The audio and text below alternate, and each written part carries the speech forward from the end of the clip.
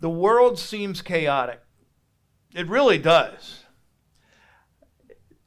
And you have so many things happening, and everybody's got an opinion about it.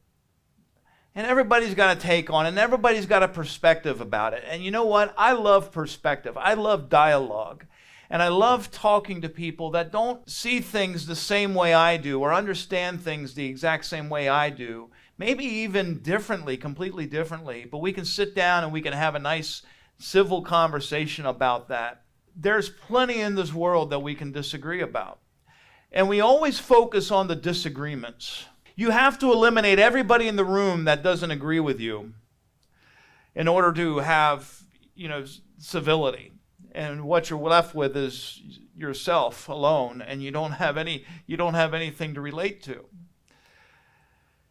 So I love sitting with believers and having discussions, and sometimes it's very, very different from what I understand, especially as you're looking at what's going on in the Middle East. But we've got tremendous activity. What you're seeing, friends, is a spiritual stirring. Remember, the enemy does not know the day or the hour. Just like you and I don't know the day or the hour. The enemy does not know the day or the hour. But he has an agenda. And that agenda is to destroy and to annihilate everything that is godly. So, if he can destroy Israel, then he has achieved an opportunity to prevent Jesus from coming back or taking his throne as king. That's what he's thinking. If he can divide you or divide your family or divide this church or that church or believers, then he has in his mind hindered the ability for the church to effectively accomplish the Great Commission. If the enemy can cause another pastor to stumble or fall, then maybe he has undone the work of the gospel that maybe a church is doing. I grieve and I just groan and I hurt every time I read a story about another church, especially when it's one of these mega churches and the pastor has fallen into sin and been exposed in sin. And what that does is his work has been done, and he's going to have to give an account for whatever that sin was. But in a lot of people's mind, it means that it's negated anything that he's ever done.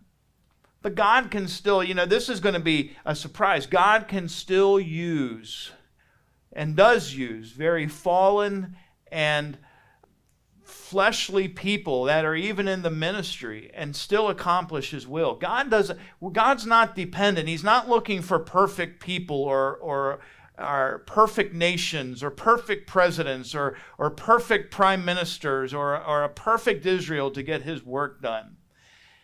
He's got the plan. And he is setting the world in motion. And so when you look at the news and you look at the chaos that seems to be emitting, and whether it be the Middle East and the conflicts and the wars and the bombs and the missiles, and how this is the loss of life, and you're thinking, oh my goodness, this is overwhelming, and it can make you feel stressed. Remember, God's got the plan. He's still on the throne. He is the eternal. He is the one we're putting our hope in. The rest is, hopefully, it's causing maybe you to awaken a little bit and say, wow, I remember Pastor Brad, or I remember another pastor over here talking about this, or I remember studying this in my Bible or reading about this, and this is significant. Because what's happened in the Middle East over the last couple weeks it's more than a 12-day war. This was apocalyptic shiftings, if I can say it that way. It's not the end. It's not the events of the end. But heaven and earth were shifting around. They were putting things in place so that when the time is right and God says, it's time to go get your church, my son, everything that needs to be accomplished up to that point will be accomplished. And really, we are living in days right now where the rapture could happen at any minute. There's nothing prophetically, there's nothing in this world that needs to happen for the rapture to happen. There are some things, and there are a lot of things that still are lining up in place for the tribulation to start and take effect. And I'm going to show you a couple of those things tonight. But friends, what I want you to know is God could call his church home at any moment. And the question that you need to ask yourself is, am I ready? Am I ready for that? I am. There are days when I'm just like, Lord, just let's get this over with. I'm tired of this world. I'm tired of everything, and just zap me out of here now. But he's got a plan. And until he calls us home, church, we need to be about his business. This is not time for entertainment. This is not time for clever tricks and gimmicks in church. This is a time to be evangelizing, to teach, to share the gospel. Currently, we have 6 people that are getting baptized on Sunday. Some of these are young people. Some of these are not directly affiliated with us, but what these people represent is the fruit of ministry, the fruit of evangelism. I consider baptism the first fruit of salvation. So you're going to be looking, and I encourage you to come and join us on Sunday. I know we got the yard sale on Saturday, which is amazing, and I've got some updates from Guinea-Bissau regarding that. This is going to be a great celebration on Sunday. Now, this week's prophecy is there actually calm after the strike? So where things stand now, we have a ceasefire. Supposedly we have a ceasefire between Iran and Israel. But it's not peace. What we have to understand, this isn't peace. This is just like 2 sides agreeing they're not going to shoot at each other anymore.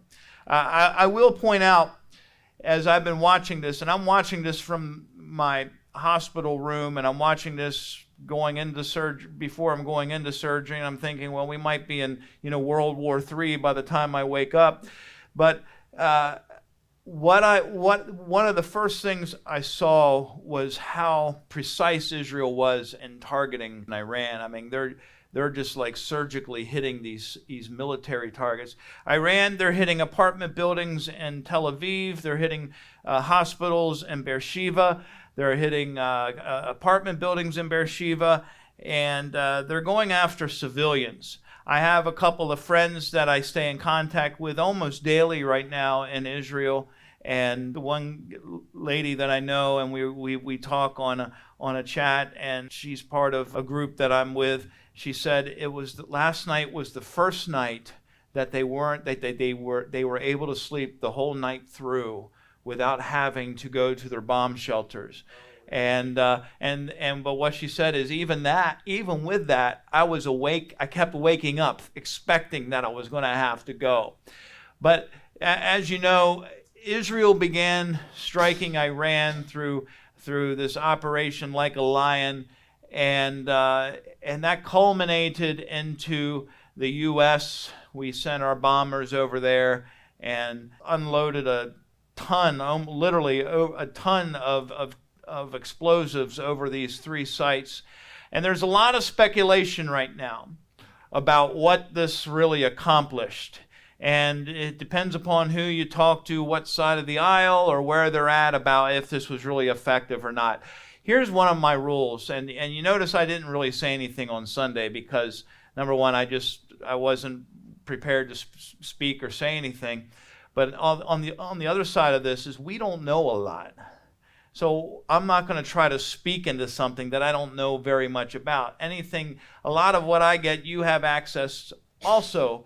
But I want to look at the fact that the tensions between in the Middle East remain volatile. And this involved many countries, not just Israel and Iran, and then subsequently America.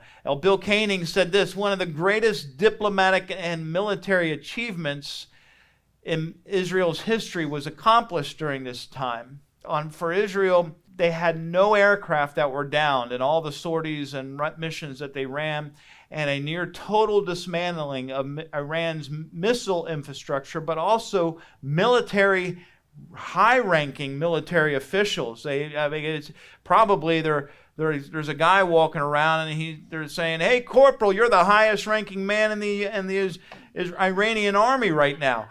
But Amit Siegel, who's an Israeli commentator, wrote this: a regime willing to target civilians with conventional explosives would not have hesitated to use nuclear weapons. The nuclear threat, he said, has been eliminated, at least for now. And so now it comes, there's posturing about, well, I think some of it is to save face for the Iranian regime to their own people. Well, this really hasn't been that big of a setback, and I've heard, well, this is going to set Iran back a decade, and we don't know. And I've seen reports about people saying that the enriched uranium is secure. It was moved beforehand. No, it wasn't moved beforehand. They didn't have time and all this stuff. Here's the bottom line: we don't know. And people can come out and write all kinds of assessments and articles, but we don't know. And we're probably not going to know. What we see here is a regime that glorifies death, especially death to Israel. Their whole mission is to completely annihilate. They want the annihilation of all Jews off the face of the planet. And after that, they want the Christians. They want to see a global caliphate, a global Islamic regime. They're nuts.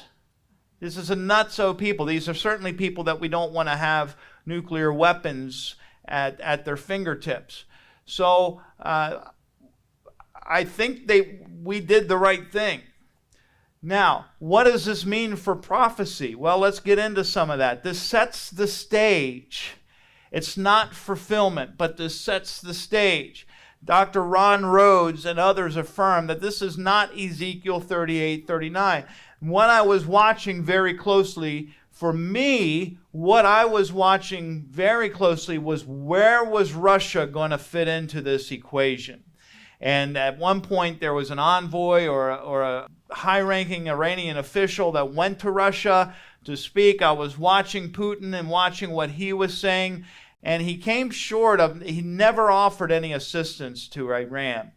So this is definitely a prelude to Ezekiel 38:39, but Russia's silence is telling. They're not there yet.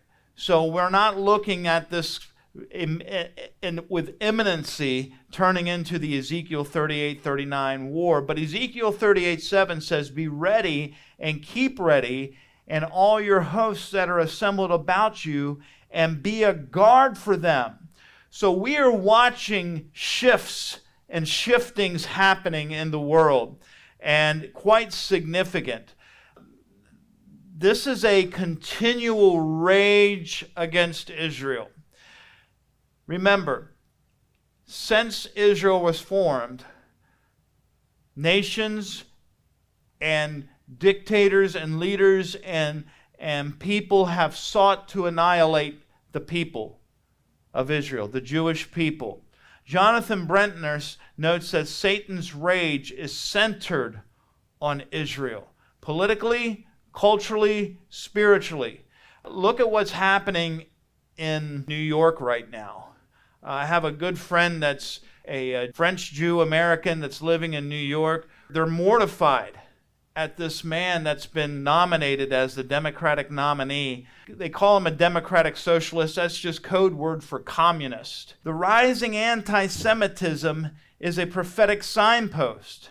The nations will gather against Jerusalem. This is the continual movement that the nations are going to. So the church standing with Israel, not because we're perfect, but because they're chosen and central to God's redemptive plan. That's why we stand with Israel. They got their fair share of political faults. They're central to God's redemptive plan. And the fig tree was re-blossomed in 1948. This set in motion and is continually setting in motion a generation that is going to see the fulfillment of all of this happen now, central around Israel. But so what do? What do we do with all this? As you're watching and then you're thinking, what do I do now? Do I have to choose a side or whatever? Well, first of all, we stay awake. Friends, this is not a time to become comfortable in your faith. This is not a time to just be passive. Jesus says, watch, therefore. He gave us these words for a very important reason, to watch. He wants us to see what God is doing. He wants us to see the plan unfold. For you do not know neither the day or the hour. If it was just a matter of us getting saved and then just putting back in a recliner with our feet up and a nice cold glass of iced tea in our hands waiting for the rapture to happen, Jesus would have told us that. But he wants us engaged in what God is doing and what God has put in motion. Number two, it's time to make sure we're speaking boldly. There are a lot of voices out there.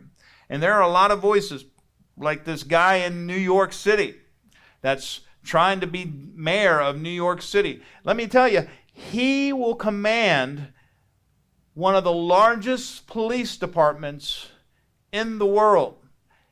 The New York City Police Department is larger than almost all armies in the world. I don't know if you realize this. I think there's only 3 armies that are bigger than what the New York City Police Department is, okay? So this guy and he just kind of arose out of nothing. I think just a few months ago, he was like in the bottom of the polls, like 1%, like a voter. And all of a sudden, he has just come into the spot with, and what he's saying is alarming. So we have to speak boldly. This is not a time to whisper prophecy. This is not a time to run around with our hands in the air saying, the sky is falling, but it's a time to declare truth with clarity and urgency. What you saw happen in the last couple weeks was a prophetic clarion. It was a movement that is shifting nations, and I believe God was shifting nations in a way to set up for something more to come. Thirdly, we stand firm. Having done all this, when Paul was talking about spiritual warfare, he says, you get all your gear on, you stand. You stand firm. This isn't the end, but friends, I believe the trumpet is warming up. I believe that we are looking forward to something amazing happen. We could very well be living in the days, I don't know how long, that we see the world, the church be raptured, and we will be gathered above, looking down. As the wedding supper of the Lamb is going, we could be watching this all unfold. And God's given us front row seats. The beast system is forming, the nations are aligning, and the church must not be asleep in this hour. We're not fearful, we're watchful, right? And our hope is not in ceasefires. Our hope is not in treaties or anything else. Our hope is in Jesus Christ. Amen?